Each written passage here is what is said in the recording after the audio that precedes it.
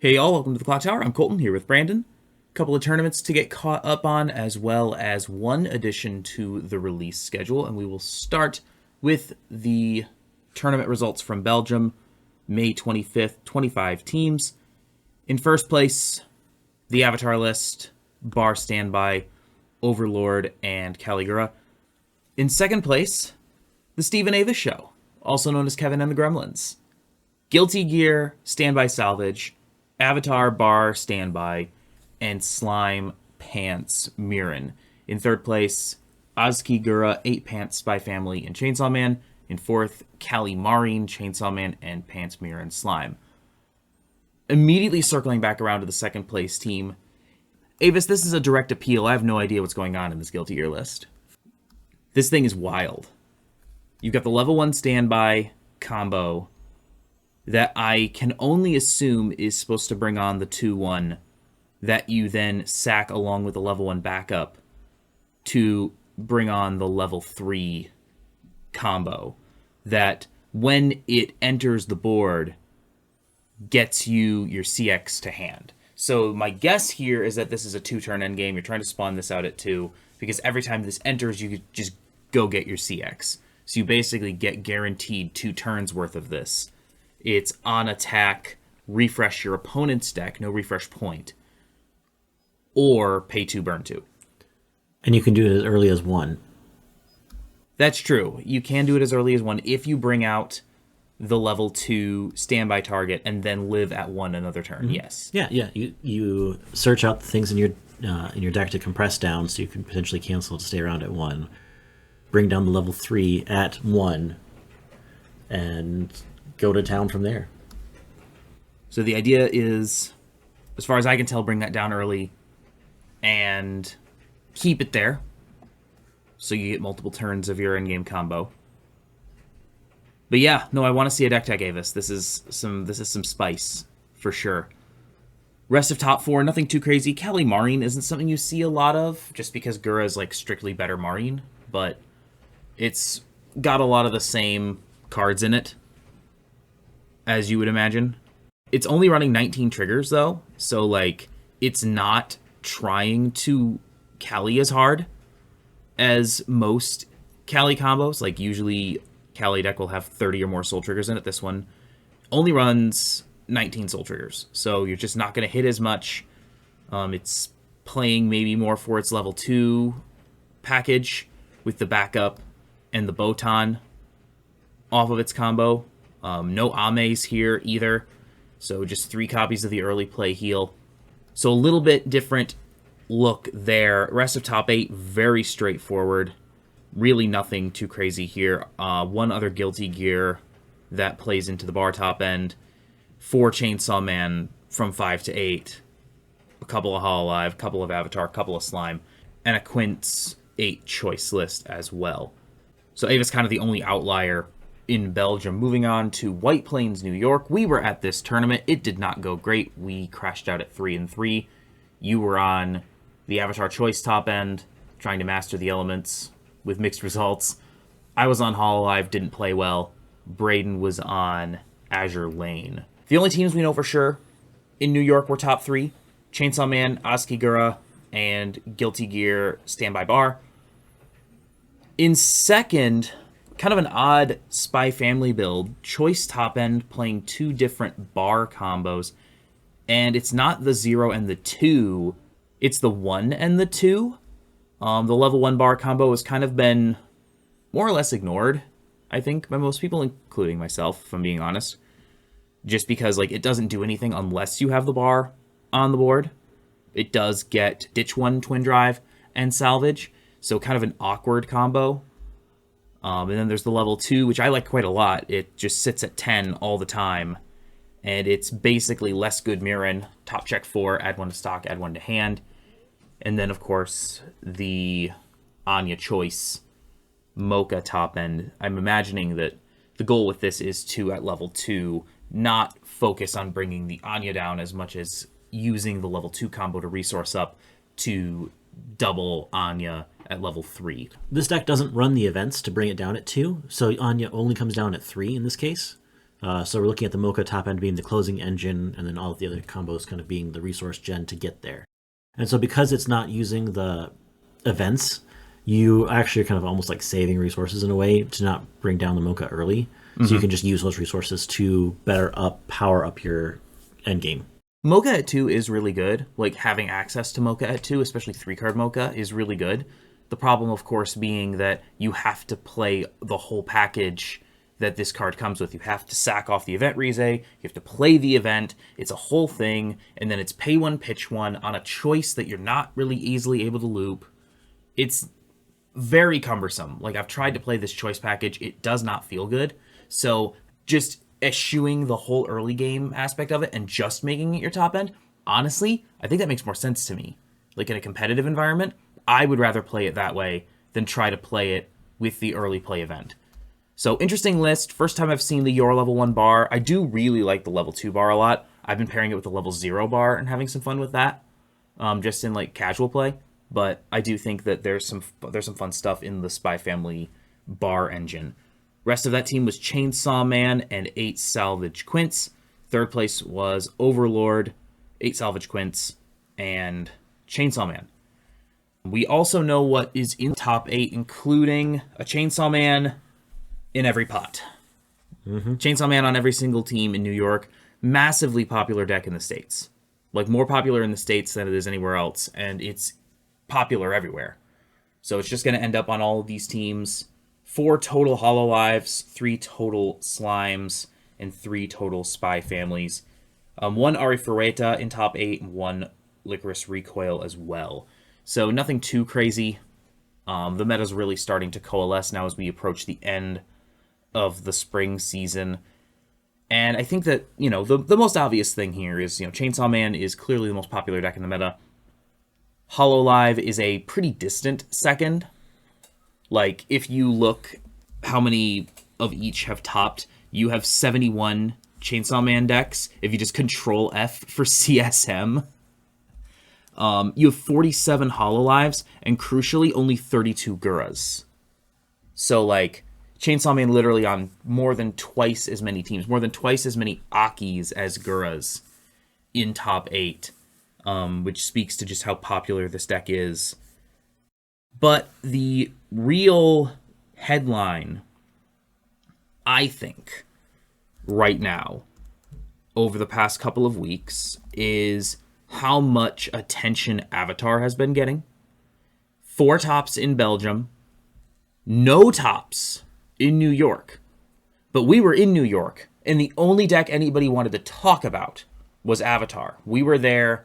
We hung out with the Pittsburgh crew. Carmen from Pittsburgh was on the Avatar list. He went 6-0. His team bubbled out. And we actually had a really long conversation with Carmen about, like, what is it about Avatar? I've been sold on Avatar as a good deck, not a great deck. Like, I've heard, things you can do. You can summon extra attacks with the Sokka, and that's great. But I certainly didn't appreciate just how ridiculous Avatar can get until we had that conversation with Carmen, and Carmen literally sat down, and I was like, Carmen, show me the loop. Show me what this thing does. And he basically just, like, fishbowled a game for me where he basically bricked and still got, like, 8 attacks off. Deck is actually nuts. I am legitimately concerned that Sokka is actually a problem, which it hasn't shown up yet in most events. Like, Belgium, smaller event, 25 teams, 4 tops, right? So, like, that's worth paying attention to. Nothing in New York. 2 in Georgia a few weeks ago. The only deck anybody wanted to talk about in New York was Avatar and how big of a problem it's going to be in singles. Because right now I think we're still in the people are figuring out how to play it loop. I think some people have more or less solved it, but it hasn't trickled down into popular consciousness. And as how to play Avatar trickles down into popular consciousness, and people realize that they actually, not only can they get 8 attacks or more off with this Avatar top end, you also have a ton of stuff you can do in the mid-game.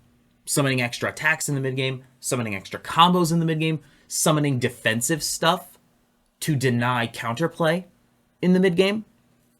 Like, it takes a lot to play Avatar well. It is a big brain deck. Like, you have to be good at Weiss. You have to be a very, very good player, I think, to really get the most out of this thing. But man, if you can get the most out of this thing, you're literally playing an additional dimension of the game that other decks don't have access to.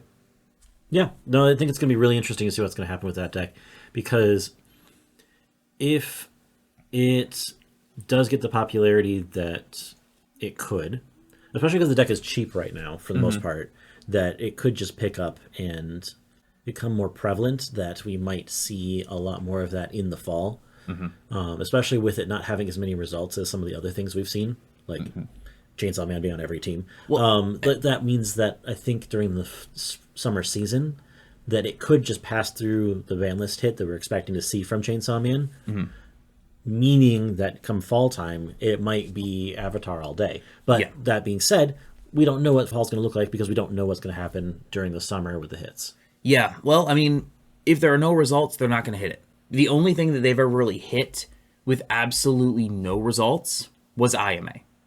Was that level 1 IMA that they quickly realized was like a design mistake. Sokka's in the same vein. It's not as explicitly broken. It's not as obviously broken when you first look at it. It's taken a minute, I think, for people to sort out how to break it. But I don't know how much Bushiroad pays attention to the conversations in the Discords and on Twitter and on YouTube about the cards and about these sets. But if they are paying attention, they're going to need to recognize that we are legitimately concerned about how Avatar plays. Sokka is a mistake that slipped through. Like, I'm not going to give Bushiroad any credit for designing this on purpose. They did not intend for Sokka to be used this way. There's no reason to expect that they anticipated that Sokka was going to be used the way that Sokka is being used. But it exists, and people are using it in this way. You're playing Magic when you've got Sokka. You're playing a different card game. And they've got to be mindful of what that means. Like, if they really want to explore this design space, we're not playing Weiss anymore. So, like, I'm not optimistic that Bushiroad is going to handle it right, because the last time Bushiroad handled anything right was a long time ago. But we'll see. They're going to hit Chainsaw Man, though. They're almost certainly going to limit Aki to 2 at some point, just based sheerly on popularity. It's on almost every team. They're going to hit it because it's on almost every team, whether or not it did well. Popularity is a reason that Bushiroad has cited for hitting sets. So, like, based on that precedent alone, I expect Aki will get hit. Probably limit 2. I mean, there's a couple different ways that could be hit. Whether they follow the JP ban or whether they follow their own ideas, as they have shown that they will do. So, anyone looking for broad sweeping bans, it's not coming. If you're waiting up for Bushiroad to drop a massive ban list where they hit all the things, they hit Hololive, and they hit Slime, and they hit Avatar, and they hit Chainsaw Man, maybe another thing for Quince or something. If you're waiting for that, it's not going to happen. They've given no indication that they're going to ever ban more than a couple things at a time. They're not going to nuke this meta back to the Stone Age. But from where I sit, Avatar is going to walk unscathed into the fall season. And if that does happen, first few events in fall are going to be toxic. Looking at updates to the release schedule. Yes, there's one. We're getting something called a Chronicle set for Fate Zero and Sword Art Online. Essentially a reprint of those sets, except it's not being released as like a booster pack. It's being released as its own set. Every card in the set with a special foil treatment, minus the DVD PRs. But like the trial deck cards getting reprinted, the main set cards getting reprinted in foil. They put them out there for $300. Sounds like a lot for a couple of sets that aren't very good. The first Fate set has like 6 cards that you can play. But they're shiny. They are shiny. So if you're a collector, you're probably going to have a lot of fun with this. If somebody wants to buy a case of this for no good reason and sell me a couple of singles for my Saber deck, I'm interested. But it will release to the general public on July 4th. I don't know if this is going to sell. It's not going to affect the meta at all. Probably won't even really affect prices very much either. Just because, like, the stuff that's already expensive in Fate Zero is probably going to stay expensive. And the cheap stuff is, still no one's going to play it, right? Like, this is a collector product. It's whatever. I don't think it's going to change a whole lot. It's interesting that they are doing this, though, and it could be interesting to see if they decide to do this in the future with other sets that maybe have some cards that are in a little bit more demand. Like, I don't think there's anything in Zero that makes what you would call the quote-unquote meta Fate list. Like, I don't think there's really anything in that set that would get played other than maybe, like, the Iskandar level 3. And even then, that's pretty questionable. Like, that hasn't seen a ton of play since 8-bar was a thing. In any case, it's happening. The next release is Bocce the Rock on June 14th. And then the rest of the releases are on screen. Still waiting for a release date for School Idol Festival 2. So yeah, we'll keep an eye on things. More events. I'll be in Chicago this weekend trying to run it back and do a little bit better. We have a handful of events still to go in the spring season, and we'll keep an eye on, any rumblings for potential bans. But yeah, keep an eye open. The Avatar conversation is happening among players. We'll see if Bushiroad does anything. We'll see if people maybe start to try to pick up Avatar and maybe play it a little bit more aggressively here in the last few weeks of the season. But in any case, we'll keep an eye on things from where we sit, and we'll be back with another Clock Talk in 2 weeks. Next week, I believe you're doing a Bocce the Rock deck tech. That is the plan.